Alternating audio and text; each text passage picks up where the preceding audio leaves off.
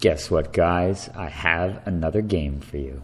I know it's been ages, and sorry for that. I'm actually recording in a new room here, and it's super echoey. So I apologize in advance if the sound quality is a little bad, but hopefully it'll be all right. Anyway, I've actually got a couple of different games. I'm playing on a different computer here for a couple different reasons, and I've got a catalog of games that I need to record. I finally went and got a good recorder downloaded on this computer. So this will be the first of a couple of awesome games, and this game in particular is phenomenal. It is one of the best games I've played in a very long time, as you will soon see, and I've actually already vetted the replay to find out whether or not it works, and I'm happy to report the entire thing is there. It's a small miracle. Anyway, I'm up against this A0317D guy. I've played him off and on. He seems to generally play good decks. Turn down the volume a little bit here. And he's playing Derevi, which is always a challenge for Nin the Pain Artist, because you can't counter the commander. And if they get a fast start, they get often double mana, and they can tap down your mana sources during the attack step to prevent you from being able to counter anything. With this hand, there's obviously no way I can keep this. It would be super greedy and reckless to do this, because if I don't draw a land quickly, very quickly I'll fall in a hole, and if he gets a quick start, the counter spells aren't even useful because he'll tap my lands down, so I have to throw that one away. Unfortunately, going second, so doubly bad. He's keeping. This is definitely a serviceable hand, missing a second land that's not a strip mine, but it does have a signet, so I can go with it. So here we go, Seaside Citadel. And playing against a 3-color deck, it's very, very tempting to just strip mine that right off the bat. And had I drawn a land here, I certainly would have just killed it right away, figuring that I don't have any counter spells in hand, and there are so many in the deck, so I just want to stall as long as possible to hopefully draw into a counter spell before he's able to do anything meaningful. But I really just can't take that risk, because if I don't draw a land for a couple more turns, it strands the Signet and the Grim Monolith in my hand, and I just lose. So, unfortunately, we just have to play the Misty Rainforest and hope he doesn't have something like Sylvan Library turn 2. When he does that, that makes me worry. Green, white, fortunately, it's just Rampant Growth. Not the best thing you could play, again, at least from my perspective, but certainly a lot better than a Sylvan. So, we're definitely not going to sack the Rainforest because we don't want to thin our deck. Let's see what we get here. All right, Ancient Tomb off the top. That's just about as good as I could possibly hope for, because not only does it allow me to play the Signet, but it allows me to deploy Nin as well here and have 5 mana available next turn, potentially casting the Grim Monolith and using Nin to draw 4 cards right away. And I'm keeping the Grim Monolith as a backup also for the Thirst for Knowledge if it comes to that, depending on what he does here. Strip Mine, God, brutal. And he does the right thing too. A lot of people probably would have killed the Volcanic Island there, and this guy's too good of a player to do that. He went after the Ancient Tomb, recognizing that crippling my mana by 2 is much better than strangling a color, because I have the Signet out anyway. Nature's Lore. Unfortunately, he has no follow-up for that, but he's got all his colors and 4 mana, so I'm going to be facing Derevi really soon here. Whew. Island off the top. All right, that was very important, because we definitely need to get more mana out. I gave some thought right here to just playing Grim Monolith with the intention of untapping and playing Strip Mine next turn, and then using all of it pumped through Nin the Pain Artist to draw a bunch of cards. The problem with that plan is that his commander, which I can't counter, can come into play and immediately tap the Grim Monolith, which would force me, like for example, if I play it this turn, he can just play his commander right away, just put it directly into play and tap the Grim Monolith, which would mean that I would have just a Volcanic Island, 2 land and a tap Grim Monolith in play. And recognizing that, I decide I'm just going to hang out and probably throw the Grim Monolith away to a Thirst for Knowledge, because I just want to get some lands in play and hopefully just get a counterspell. Because the thing that's, Derevi is a commander that a lot of people have raved about, and certainly in French EDH it's a lot stronger, where you don't have all this alternate acceleration, and you can take advantage of his untapping ability a lot more, which I guess is probably the reason why I got banned. But in regular EDH, what I've found is that the commander itself, while it's very powerful, doesn't do enough. It doesn't have any built-in card advantage the way that Edric does. It's not a very, very super high-power finisher the way that something like Rafik is. So you're kind of just dicking around and tapping and untapping lands, and unless you draw a few very key cards like Winter Orb or Opposition or something, it doesn't tend to really do that much. It's not impactful enough. It really needs a lot of support. And as far as the support cards that make it shine, well, those cards work well in any deck and certainly would work well in other versions of Bant and could just work fine in Edric. So I think that it's a bit of an overrated commander. Falls into the same kind of category as, let's see, like maybe Grand Arbiter, as one of those commanders that's very strong but doesn't do all that much by itself. It needs other things to work with it. And as you know, I'm a big fan of card advantage commanders, things that have built-in ability to draw cards. So he places Temple, and end of turn I'm just going to Thirst for Knowledge here, hoping to see at least a land or two in the top three. I get Muddle, Brainstorm, and Forbid. There's no question, obviously. I have no use for the Grim Monolith, as you know, and that allows me to dig much deeper, so I'm happy to throw that away. No plans on casting it anytime soon. So during upkeep, he does what I expect him to do. He just slams this thing into play directly. Such a powerful ability, the fact that you can keep doing that no matter how many times you kill Derevi. Really, the way that Nin deals with this creature is through theft, generally through treachery or with shackles. Since there aren't really, the fact that it can deploy at instant speed and is uncounterable means it's very hard to keep it out of the game, and killing it repeatedly doesn't stop that either, so it's very problematic. He's playing that here and tapping the Volcanic Island, so I'm just going to Brainstorm off the mana, hopefully getting some land. Come on, deck. All right, good, there's one. So I'm going to throw back since my plan here is to just play the Worn Power Stone, I'm going to put back the Expedition map and one of the other blue cards, which I'm just going to draw anyway into the Royal. All right, so pretty much in parity here, 5 versus 5. He's got 5 mana, I've got 6, and we both have our commanders out, so it's not a bad situation, although I'm pretty worried about what his next turn is going to bring. If he had something like an equipment here, Sword of Feast and Famine, or Sword of Fire and Ice, I could be in a lot of trouble. So I'm just crossing my fingers he doesn't have that great of a follow-up here. Starts to tap a lot of mana and plays Time Warp. Kind of an interesting choice, although I can understand why you'd play with it, because being able to double your turns and double your mana makes this spell a lot more effective and easier to use. And he's sending in Derevi. Taps my Nin, which I don't particularly care about. Alright, so he takes another turn. There's another land. 6 mana. Alright. Please don't be something like Consecrated Sphinx. Although I do have the ability to bounce it, which is kind of nice. It's Brutalizer Exarch. Kind of a strange guy. Like an interesting variation on Primal Command. But it does put things on the bottom, which is annoying, and unfortunately that kills off my Worn Power Stone, which I was really hoping for. Cripples my mana some more. And he has the ability to untap for blue mana.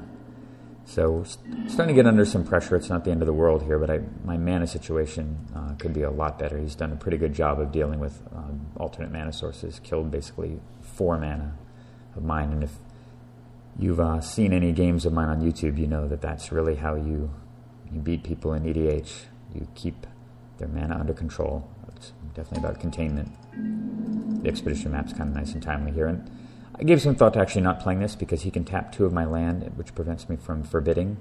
But I kind of suspected that he wouldn't do that. He might want to play stuff prior to attacking. Glenalendra Archmage. God, this thing is such a nightmare against Nin. Just another one of those cards that's so difficult to deal with.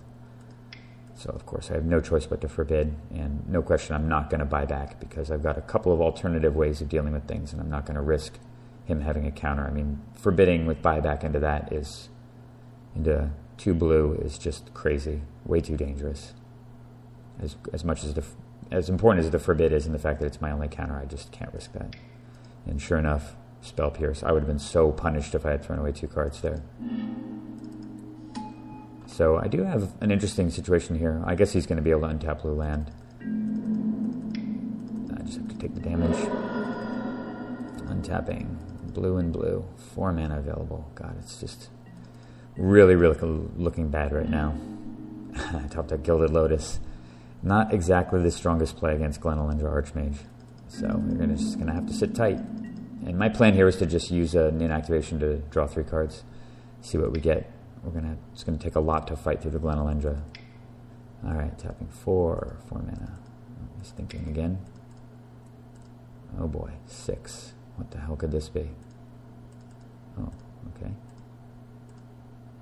Wargate for 3. Kind of neat he's playing with that. Definitely a high-tech card that Nate and I are big fans of in decks with access to Bant mana. So I'm thinking, what could he get for 3? Well, there's probably could be a Reclamation Sage. It could be a Eternal Witness. Very likely to get a Strip Mine or something to cripple my mana further. So I have to counter this, and of course I can't counter with Glenelendra Archmage in play. So we have a solution. Into the Royal to bounce it. And he thinks for a while and just lets it go. I was really expecting him to just counter there to keep the creature out, which is, I think, probably the correct play, given that you don't want to have to recast it the next turn, although I guess he does get free mana here. And now we can safely muddle to stop the Wargate. Kind of grasping at straws a little bit to have to make a play like that, but really, at least I know that unless he's got another 1 mana counterspell like Force Spike or something, I'm going to be able to get the Lotus out, which is really, really important because I'm going to need a big Nin activation to have any chance of pulling this game out. And he's got swords. Crazy. Yeah, I think that was a little premature, actually, to do that. Better probably to wait for me to use my Nin to try to kill my own creature after I invest a bunch of mana. So we're just going to play the Gilded Lotus. And no reason to use Expedition Map yet. Soul Ring. All right. Normally be sad about seeing Soul Ring, but we're fairly late in the game and he's down to just 1 card in hand. So this is a classic example of what happens with Derevi. You can kind of own with it for a while, but you run out of cards, and if you don't draw into some sort of card drawing, you just run out of gas and you run out of things to do, even though you've got the whole engine going. All right. End step. Whew. Okay, that's good. So we're going to cast, first I'm going to search. I'm just going to go get a basic island. And because I'm not going to even get a Steam Vents because I can't afford to take the damage, and I'm not going to get a fetch land for that reason too. And I'm going to cast Mystical Tutor, and this is really just a bait spell. I really want him to counter this because I'm going to have to fight through the Glenelendra over the span of several turns. And I can't win the game with this thing out because it allows him to just automatically win any counter wars. So I'm really hoping that he'll take the bait and just counter this thing right away. Sure enough, he does. So that's awesome. Fine with me. Oh, what a top deck that is. Flame Tongue Kavu. It's actually one of the specific reasons why it's in the deck, to deal with Glenelendra Archmage and Gaddock T. And it shows up right at the right moment. So we're going to Flame Tongue. And he has a devastating response. Render Silent. Not only counters the Flame Tongue, but it prevents me from recasting Nin, which I need to get on board right now, because he's down to 0 cards in hand. And if I could follow up right here with Nin, if Nin sticks for just 1 turn and he doesn't draw something big, I take 6 next turn, and then I've got 2, 3, 4, 5, 6. I have 9 mana, so I can draw 7 cards off Nin and very likely get right back into the game, which is exactly how the commander works. Unfortunately, Render Silent prevents me from doing that. That is a greedy card to play with in a deck that's 3 colors, I think. Blue, white. But we do have a response at least. I can Snapcaster and counter back to try to get the Kavu to stick. And this again is just getting him to spend the Glenelendra. Alright, so we're kind of in the clear there. We got a use out of the Snapcaster Mage, which is pretty nice. And enough life still left to get Nin out and get an activation off before I die to this damage, provided that he doesn't have something huge on this turn. Uh-oh. Okay, so he has no cards in hand. Top deck. Oh my god. Fact or fiction? Wow. I don't know how many cards in his deck that he plays with that are like this in terms of generating card advantage, but this might be the only one that's like that. To top deck it in this situation, bad enough, but wait till you see what he flips. Mold Drifter, Arcane Denial, Mana Drain, Jace. Unreal, eh? And I have no cards in hand, and he's already got this board. At this point in time, pretty much give up. I mean, this is almost like a something from that you make the play column that Mike Flores does, that I've done my own commentary for a couple of times, I guess 3 times now, where, you know, how do you split this fact or fiction? And it's actually a pretty tough choice. I thought about it for not too long, and it was actually pretty apparent to me what the split was. It's a situation where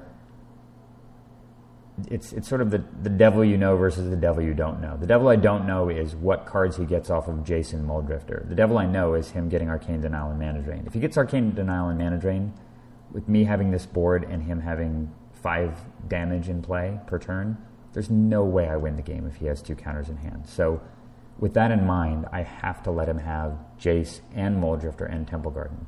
Jace, at least, depending on what he does with it, he can bounce the Nin the Pain Artist, but he might actually not do that right away, and I might get the opportunity to get a Nin activation off. Muldrifter, of course, he draws cards with, but he draws unknown cards versus automatic counter spells. So that's my ultimate split. It's going to be Arcane Denial and Mana Drain versus Muldrifter, Jace, and Temple Garden. Sure enough, he gets a little greedy and he takes Jace and the Muldrifter. He plays Temple Garden. There's Jace. Draws 3. 2 cards in hand. Get bashed again. He gets to untap 2 land in the Soul Ring here. So Prophet of Krufix coming down. Sorry, I spoiled that. I knew it was coming. So he has Prophet of Krufix now too.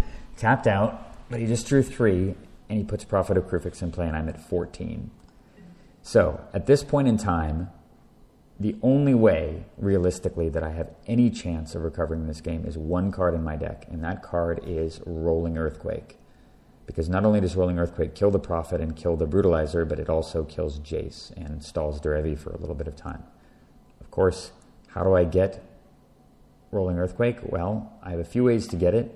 My primary way to get it is through a tutor chain involving something like Muddle the Mixture into Merchant Scroll, into Mystical Tutor, into Rolling Earthquake, or I just get lucky as hell and top deck it.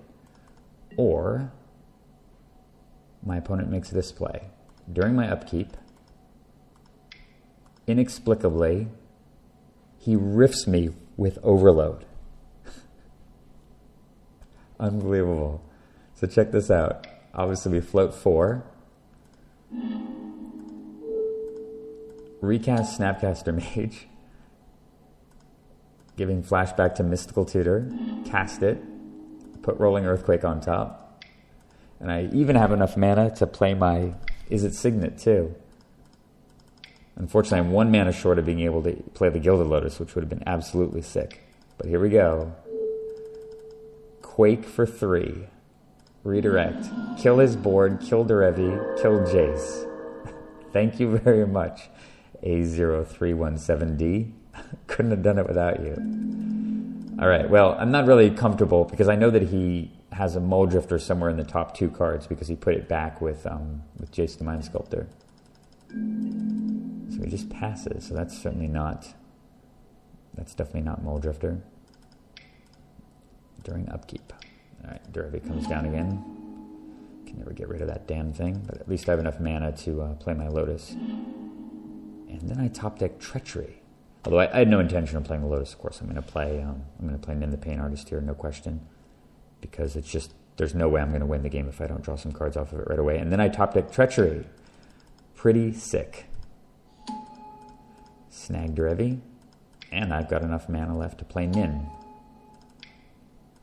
So the mystery card in his hand is, I don't want to see green, white, blue mana. Bant Charm puts Nin on the bottom. God, so brutal. Oi. All right, now for sure he's going to draw Muldrifter this turn. And there it is. All right. Plays a land. All right, what the hell? He's tapping 6, and I'm thinking, God damn it, why didn't I strip mine? Of course, the reason I strip mine is because I need every mana source here right now, and it's very unlikely it's going to matter. An evoked Revelark. Getting back. Of course, there's only really 2 targets in his graveyard. There's the Glenalendra and the Prophet. Not too shabby. But fortunately, 2-2, 2-2, 2-3. Hey, 3 toughness. That's extremely relevant because I'm at 11. Although I have no more access to my Nin the Pain Artist anymore. So here we go again, forced to feed cards into the Glenalendra. Counters there. And I think that's a big mistake, honestly. I think that's another a big misplay. I mean, I understand that Gilded Lotus is good, but I have plenty of mana. I have 6 mana anyway. And what the hell am I going to do with the mana that he can't counter with Glenalendra anyway? I mean, obviously he doesn't know my deck. But in this kind of a situation where we're both top decking, the Glenalendra Archmage is just a lock on the game. Like, there's so unlikely that I can fight through that. Oh, what the hell did he draw? Whew. Okay, just Coiling Oracle. And for once in my life, I'm very pleased that my opponent revealed a land with it, because they almost always get spells, it seems. I mean, they almost always get lands with it, it seems, when I want them to get spells at the beginning of the game. All right, well, we've stabilized at 11, kind of. Oh, top. All right, that's awesome. This for sure he'll counter, and it's at this point it's correct to do that, because you can't let your opponent have a Divining Top. Not when you're in a top-decking war. You just automatically lose the top-decking war. All right. Very tenuous situation here, but I do have a Hinder, which is kind of amazing. I'm actually kind of in control, I guess, minus my commander. All right. Oh, end step. He played a Worldly Tutor, and he fetches Eternal Witness. So, of course, we're going to... I gave a little bit of thought about hindering the Worldly Tutor, figuring he might get something that was uncounterable, like, I don't know, Mistcutter Hydra or something random that it would just kill me. But I figured it was worth the risk that he'd get something different that I could counter. And in fact, I do have the Hinder for that. Top deck war continues. Although I'm not too confident about it, given how few lands I've actually drawn this game and how many remain in the deck. Crypt. Not ideal top deck at 11. All right, come on, hang in there. Draws a land. All right, looking good. Come on, deck. Arid Mesa. Not ideal. What can we do? Back to his turn. Can't believe we're just top decking like this, and he plays another land. All right, come on, deck. Yes, packed. All right, we're ahead. We're actually ahead now by a little bit. What does he draw? Another land. This is what you get for having a commander that doesn't... Well, I guess I have his commander myself, but normally what happens, though, is you have Derevi just hanging out against a blocker or something, and you can't get through, and your commander doesn't do anything unless you're swinging every turn. All right, Memory Lapse. Pretty sick. All right, come on, dude. What are you going to get this time? Tapping 2. Signet. Amazing. We're really ahead now, although it could change in a jiffy, of course. And Preordain. Shackles on top of the deck. Amazing. Island goes to the bottom. Shackles goes to my hand. Thank you for the Prophet of Krufix, or Prophet of Krufix. I'll borrow that. And now I can actually start attacking, too. Crazy enough, because I can untap everything. He draws another land and declares... Wow, last 9 draws all lands. Well, I think that's a bit of an exaggeration, given that I think in the last 9 cards he drew... Oops, let me get that out of there. In the last 9 cards, I'm pretty sure he drew Revelark and Worldly Tutor and this guy. And, yeah. Not quite all 9, but he definitely drew a 3 or 4 mana sources in those 6 cards or something, which was enough to get me ahead and ultimately to win the game. I think he probably did scoop a little bit prematurely, given that I have no access to my commander, but either way, what an insane game. I cannot believe that that I actually was able to win this game, especially after that Factor Fiction, but he handed me the victory pretty much by Cyclonic Rifting. Pretty sick comeback. And a couple of other games that I've got coming are also awesome, although not as good as this one. I figured I'd start off with this one. So, see you guys soon. And thanks for watching.